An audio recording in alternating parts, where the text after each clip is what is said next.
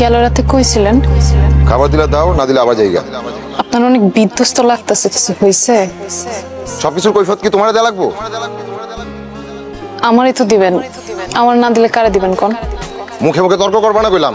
এরকম মাইয়া কেমনে ধরে দিলেন, আর বউ হয়ে স্বামীর গায়ে কেমনে হাত তুলি? এটা তুই কি করলি?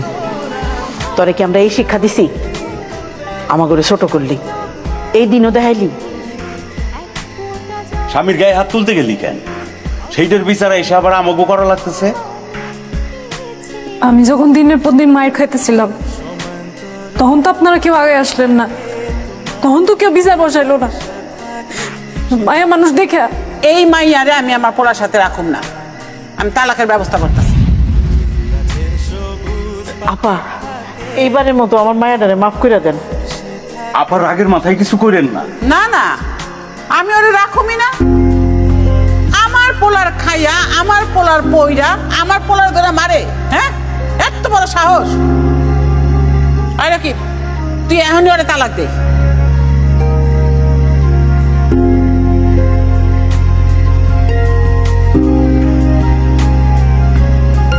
তালাক দিমু কেন?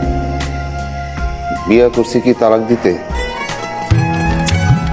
আমিও তার গায়ে হাত তুলছি, সেও আমার গায়ে হাত তুলছে। সত্য। আব্বা মা ডিম ভাত খায় যায় না।